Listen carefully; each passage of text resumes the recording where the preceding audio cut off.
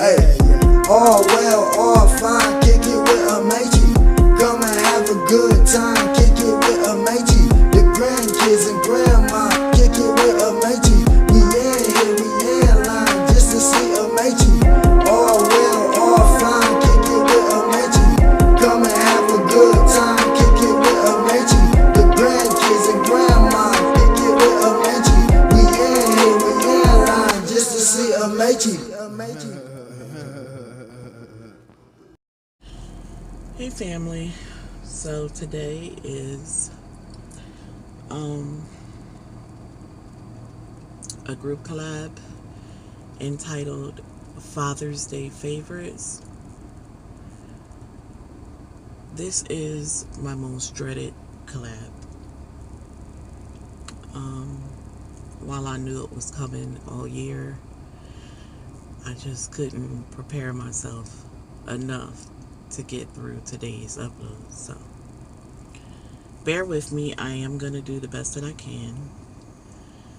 So I am currently at a doctor's appointment with my mother, and I figured how befitting is this for today's collab that I am in fact with my father's favorite girl.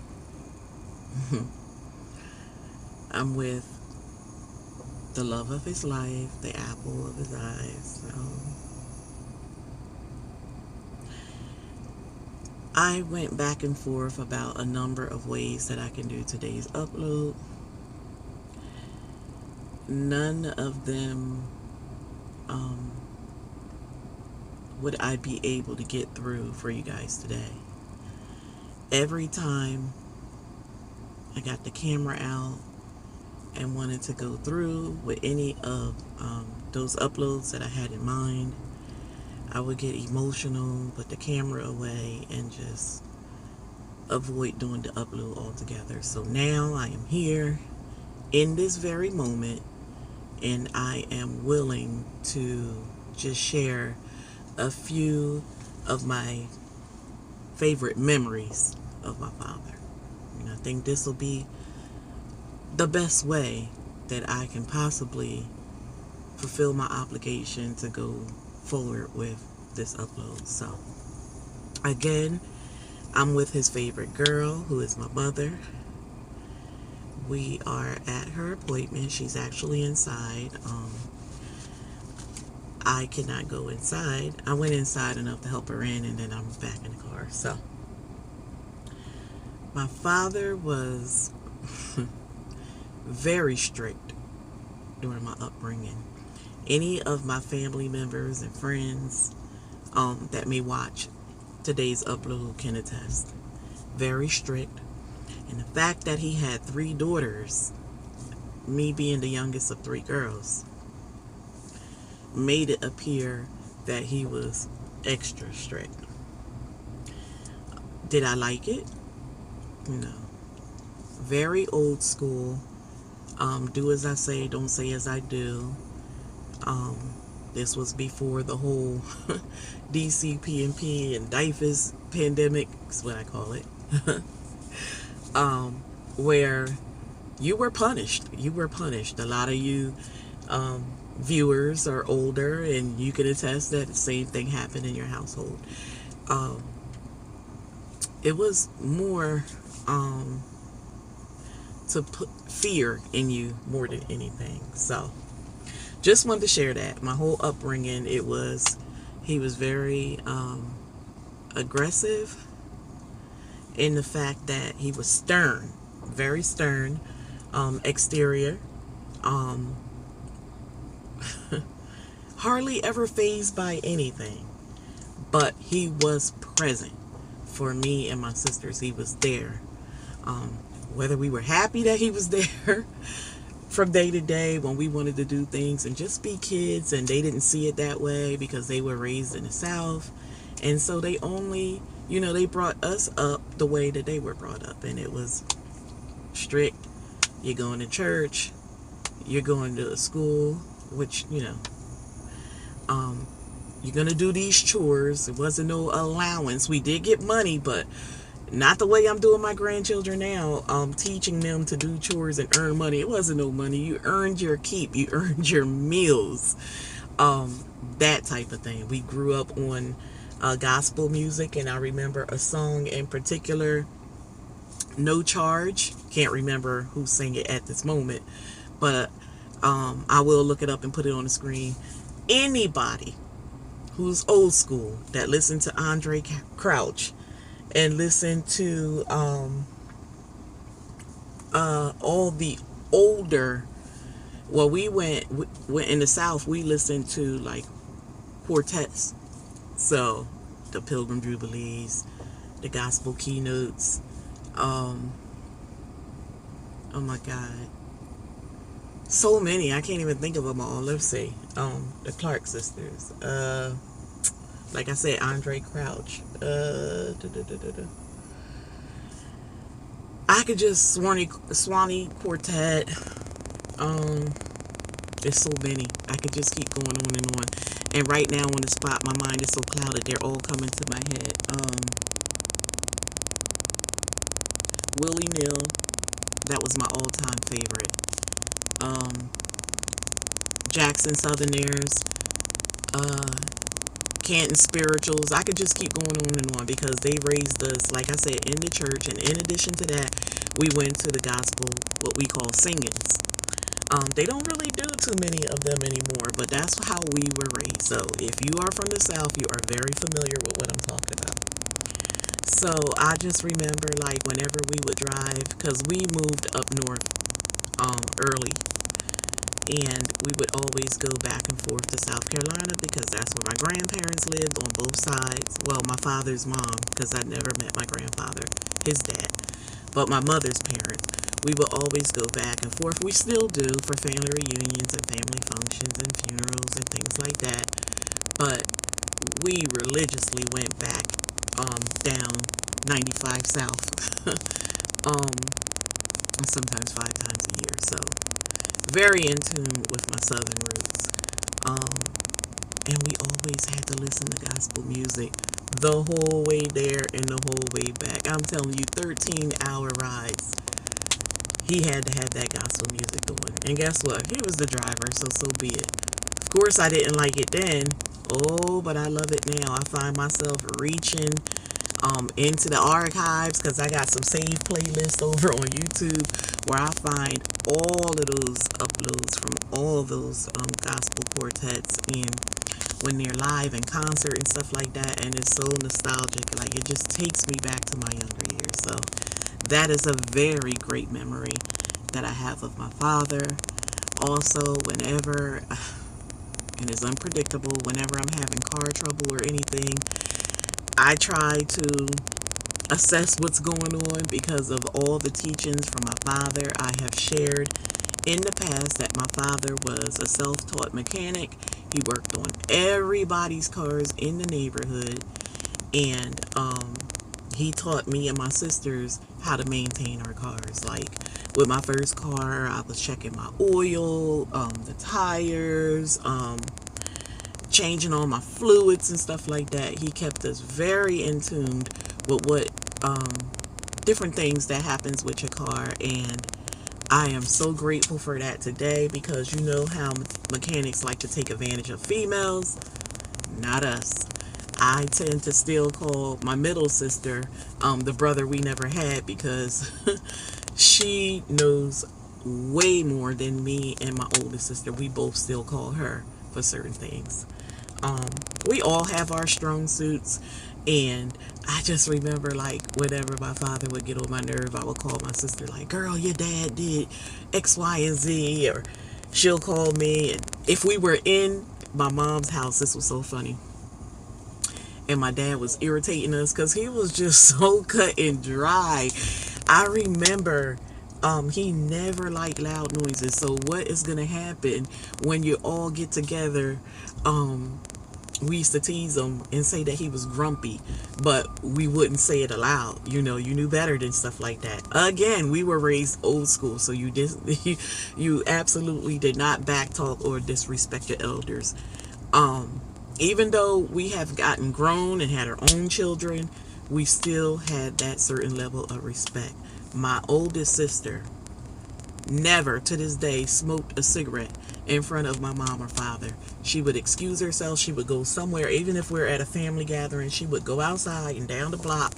It's just a respect thing. And when you're born in the South and you're brought up like that, that's just how it is. When we go down south, you still hear the whole yes ma'am, no ma'am, yes sir, no sir, unlike up north. And so it's a very big difference. So these are like some of the best memories that I have to hold on to, because it's really all I have. I remember different instances that happened in the household. I'm not going to divulge all that, but I'm just saying things that take me back and have me laughing. I do have a family group over on Facebook where me, my nephews, my cousins and all, we just sit there and tell jokes back and forth about my father, my cousin's father, who was my father's brother. Oh, we tell jokes. And then some of the friends that we accepted as family that has been around all our life, like my nephew's father, he's been around. I was 7 when my sister had my nephew, so he's been around. My niece's father, like things like that, they all get in on a joke. These are neighborhood guys that grew up with us, knowing that we were the 3 girls on the block. A lot of the family were broken families, but we always had our mother and our father. When my father passed, my mother and father were married for 53 years. My father passed on September 24th of 2019. They were 53 years then. So I always said to my husband, use my mom and dad as an example, because I don't believe in divorce. I'll separate from you in the event we have problems that we can't manage, but I do not believe in divorce because that's all I've seen. And here's the thing, is fun fact, my mother and father had a double marriage with my cousins, and they too are still married to this day. So it's amazing. It's great to have come from that type of legacy. My grandmother and grandfather, same thing. Both grandparents on both sides were still together and only separated by way of death. I have such fond memories. Today I'm going to sit back. I'm going to have a lot of his favorite treats. One that he and my mother always got into it over. Oh my God. If you're from the South, you probably do this too. He would drink a Pepsi and he would get a pack of peanuts and he would pour them in that Pepsi and drink and eat those peanuts. My mother did it too, but the problem is we were raised so old school and very superstitious about a lot of things, and that was one of them. You could not travel with peanuts up and down the highway. Comment down below if any of you guys were raised by superstitions like that. That was one of them. You could not travel with peanuts. You had to stay stationed to eat those peanuts. You were not traveling in those cars. And he would challenge my mom, and we would all just tap each other, because again, you didn't say much. We would tap each other and laugh like, you know, they're gonna get into it, right? We would look forward to it because he was so pig-headed. He was going to challenge those rules. And my mom is extra superstitious to this day. Like, we can't do laundry on the last day of the year or the first day of the year. Where we grew up in the South, the stores still do not open on Sundays in a lot of areas. Do not walk under a ladder. If somebody's working, do not walk under a ladder. Do not split a pole, meaning if it's more than one person walking and one walk on this side of the pole and the other on this side of the pole, it's a no-no. Don't put a hat on a table, a bed, or a chair. Don't go to sleep with a glass of water on a nightstand. Don't sweep outside. Like, if you're sweeping and you're cleaning, don't sweep trash outside your door at night. Oh my God, the list just goes on and on and on, and they held us to this. So, these are some of the memories that I hold on to. Some are more foolish than others, but they are mine. I hold on to them. Sometimes I'm somewhere and something just pops in my head, and I get to giggling, and I say, "People, no, I'm not crazy. I just had a little thought. I'm just thinking of something that happened or something like that." So I am happy that he was around and we had all of these memories. And there's very many more memories that I can share, but I will hold you guys here way too long.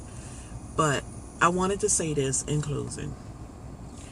My father and I had a very troubled relationship in my adult years.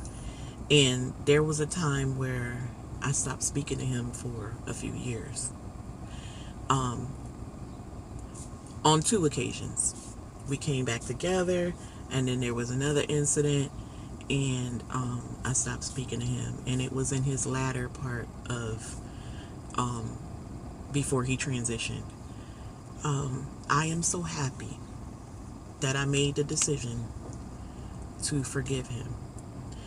It took I thought I did it the first time and I thought we moved past it, and I didn't think that we would get in a spot where I could just like stop going over my parents' home and stuff like that because of the problems I was having with him. And I know it hurt my mom, and I prayed on it and prayed on it and prayed on it. It was my husband that stayed in my ear and made sure that he kept going to cut my father's hair every other week and developing a relationship with my father.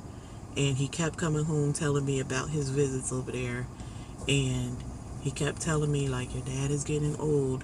You know, I'm from an African culture. You know, family first. You know, we don't divide in family. You have to forgive. And he stayed on me. And the more he kept coming, the more it was back in my mind. It was fresh in my mind. And so I finally made up my mind that I was gonna just let it go. I just thought about everything from childhood all the way up to that current day, and I was able. It took me about 2 weeks of thinking about it, heavy, heavy, heavy on my heart and on my mind. But I am so happy to tell you guys that I was able to forgive him wholeheartedly, and I went to see him. And I remember he was in a nursing home. And when I went in, he was sitting in a wheelchair with he was faced the wall. And I went in with the grandkids and everything. This was his first time seeing him. And I turned the chair around. TJ was a little boy. I'll insert some pictures at the end so you guys can see what I'm talking about. But I turned that wheelchair around, and when he looked at me and saw it was me, and he said, "Oh my God, I thought I was never going to see you again." That made me feel, one, it made me feel bad. And number two, it was the greatest feeling in the world to know that I did not let him transition out of this world and not let him know that he was completely forgiven. So this is a message for anyone who may be having a troubled relationship with a parent or a family or a close friend. Let it go. Forgive the individual. If not for them, forgive them for yourself. I don't know where I would be today had I not had my husband in my ear and pushing me for reunification. And it makes me feel good that I was there until the day he passed. Now, he did last a while, but I'm so happy that everyone was there. He was made comfortable. He had everyone around him. I remember the morning, so 1 week before he passed, my mother received a phone call. So me and my sisters and my mother went up and had a meeting where he was put on hospice. And I just basically told them to keep him comfortable. It was hard for me to see my father. I keep saying my husband, I'm sorry. My father in a lot of pain. I told them this was the strongest man I've ever known all my life. So for me to see him going through that type of pain, I want you guys to concentrate on the pain management before any type of therapy. Get the pain under control. And that's what they did. I went out and got a book, a composition book, and I started leaving like messages for the nursing staff on a daily basis, letting them know I was here, I visited, this is what was going on, while I was here, any updates, because you're never guaranteed to see the staff when you're there. So we had that a communication log going, and I'm happy we did that. And unfortunately, that following week on Sunday, my mother received a call like 5 a.m. that they didn't expect him to make it through the night. So all of the family was there and the pastor. Everybody prayed together. Family, the local, and what I mean local to New Jersey is from Philadelphia, from Maryland, New York, just Delaware. They all came.